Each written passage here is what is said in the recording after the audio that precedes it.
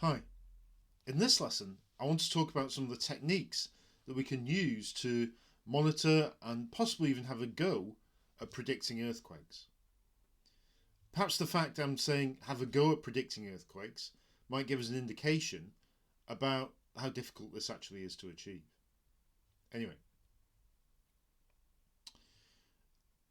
the first thing we should say about earthquake monitoring is it's a very difficult thing to do. We've got a limited amount of data, and it's really not an exact science. Every fault regime is going to be different. And unlike volcanoes, where there's a whole series of events that lead up to a volcanic eruption, for an earthquake, these are really far, far more variable. And actually, very often, there's not much activity before an earthquake as stress is building up. It's very difficult even to give examples of places where a successful prediction has taken place. And there are some examples of cases where a prediction has been made and it's turned out to be tragically inaccurate. I think of an earthquake in Italy, the Aquila earthquake. Anyway, there are techniques we can use to monitor for earthquake activity and to give us an idea that earthquake stress is building up. The ones we're going to discuss are the seismic gap concept, where there's a missing bit of earthquake data. We're going to look at patterns of foreshocks, so these are small earthquakes that happen in the run-up to a major earthquake. Monitoring groundwater and looking at some of the changes that happen to that. The deformation of the ground in response to this building stress. Monitoring radon gas to see what might be released from the rocks that are undergoing stress. And finally, electrical resistivity. How the electrical properties of rocks may change in the run-up to an earthquake. Now, some of these have some common features, but we'll talk about those in turn. Let's start with the seismic gap. This is the small town of Parkfield on the San Andreas Fault in California. There were 6 major earthquakes in just over 100 years, between 1857 and 1966, occurring on roughly every 22 years. With that prediction, then you've got a likely event predicted for 1988, but with a little zone of error there of about 5 years each way. Now, when we look back at the historical record for this, the earthquake actually happened that was expected by 1993 in December 2004. 16 years after the point it was most likely to occur, and more than 10 years after the maximum of the window that was expected. So clearly a seismic gap, an interval of time, isn't a good way necessarily of predicting an earthquake. It may be a good way to think about where earthquakes are likely to happen, but in terms of actually being able to say when it's going to happen, clearly it's going to be very limited. Averages don't always tell us when things exactly will happen. Another seismic gap, of course, is a gap in space. This is the Mexican coast, and you can see there are a whole string of different earthquakes here along the coast where the Cocos Plate is being subducted underneath the North American plate. And there's a gap. There's a space there. Now, that could mean that stress is built there. So the next major earthquake along this fault line is most likely to happen in that gap.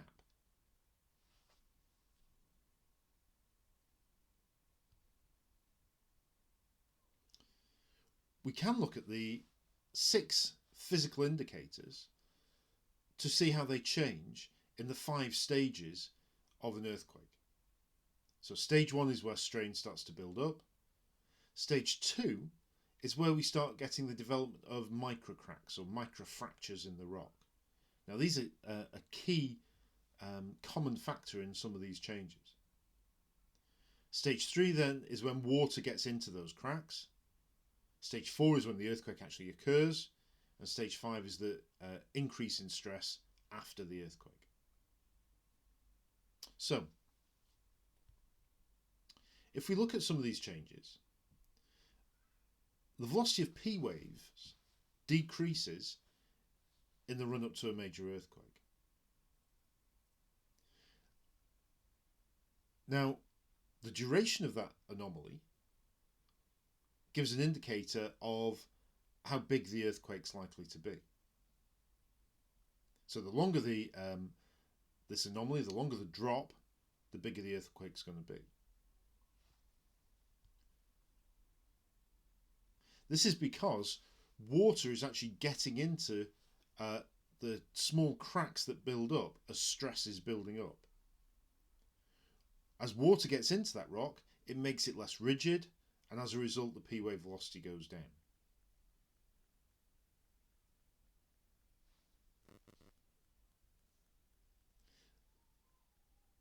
The longer it takes for the rock to sort itself out, to get back to its original pore water pressure,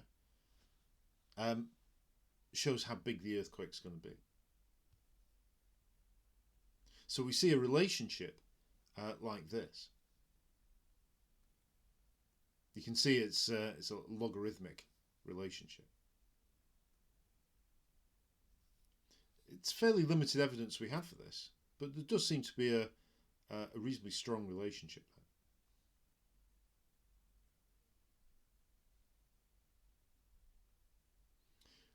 Another feature we can see changing is the ground deformation. The tilt or the angle of slope can change as a result of stress building up and again these microfractures within the rock. Measuring this shows us that strain is building. Of course, what it doesn't do is tell us when the rock is going to fail. The pattern of foreshocks as well. As stress is building up, there can be a whole series of small earthquakes happening, okay?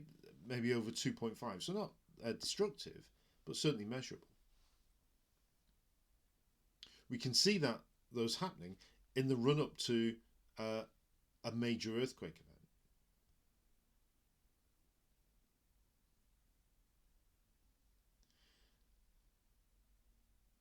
About half of major earthquakes can be sort of detected in advance, or should I say, are preceded by foreshocks. However, there can be lots of other small earthquakes that happen that aren't foreshocks. So as a way of predicting earthquakes at the moment, we can't do this. We can't tell the difference between what's a foreshock for a main earthquake and what's just normal crustal stress being released in a small earthquake.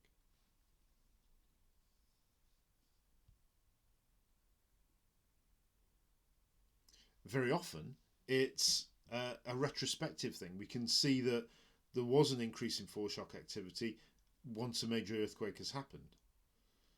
But that obviously is a very, very limited use if you want to actually predict when an earthquake can happen. Another indicator that stress is building in a rock is the release of radon gas from groundwater. Again, this is a product of these microcracks. As the cracks in the rock open, radon gas trapped within the rock can be released, it's soluble in water, can get into the water, and we'll see a rise in the value of radon emissions.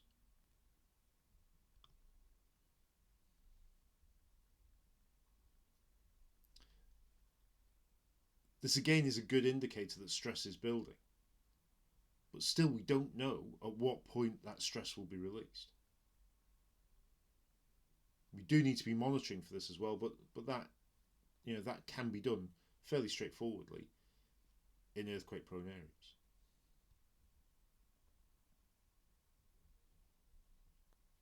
If we look at Kobe in Japan, there's a major earthquake in January 1995. Really, severely damaged the city, killed over 5,000 people. And if we look at the radon analysis, there were, during 1993, there were stable low levels of radon radioactivity, 20 becquerels per litre. By the end of 1994, this has increased.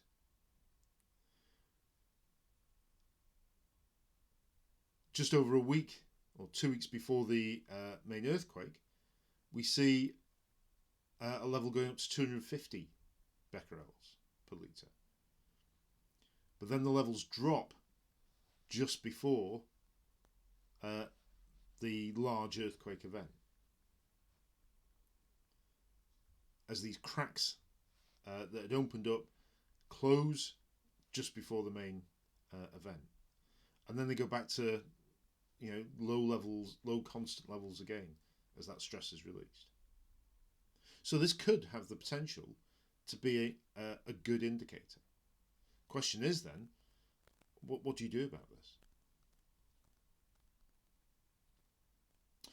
Groundwater levels are another response to these microfractures opening up, water then dropping as water flows into these cracks, and then those levels going back up as these cracks close up before the main earthquake event.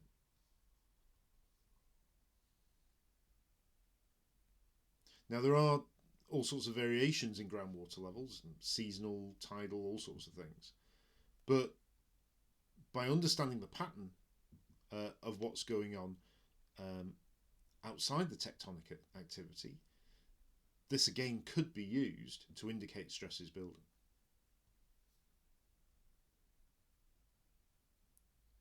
This is an example from China. 50 years worth of groundwater levels in a mine were monitored and showed stability. From 1973 onwards, though, the water level dropped because there was less water that needed to be pumped out of the mine. But then shortly before a major earthquake, the water level started rising rapidly. There's a huge earthquake that occurred, killed an awful lot of people.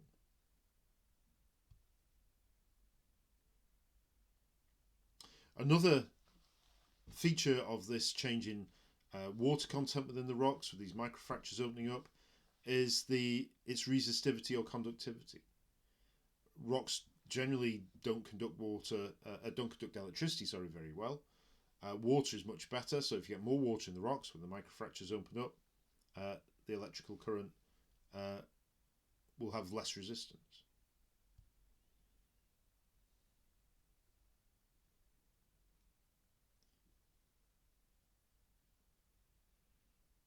After the earthquake and these cracks close up, it increases again.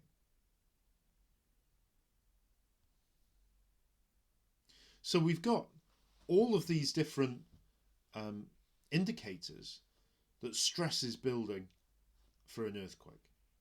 How good do you think these will be in actually making a useful prediction? Because I think that's something we need to think about. It may be one thing to say, oh, an earthquake is coming, or there might be an earthquake, there's a 40% chance of an earthquake in the next month.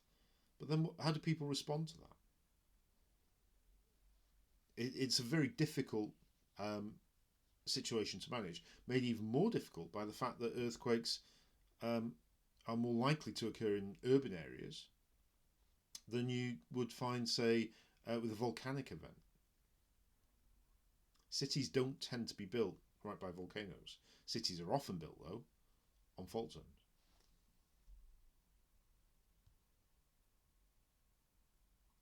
So there's lots of different things that can be done, lots of things we can monitor, lots of things that we can explain away with the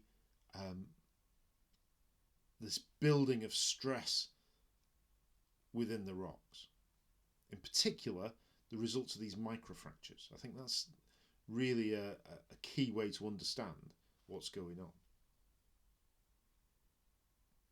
But despite all of this, we still can't predict when an earthquake's going to happen. We can't give a city a week's notice that there will be an earthquake. Whether we'll ever be able to get to that point is hard to say. Certainly we need to try, because of the toll, both economic and in human cost, of major earthquakes in urban areas. But until we have a way of recognising when the strain that we know is building is actually going to be released, it's going to be a very hard thing to do.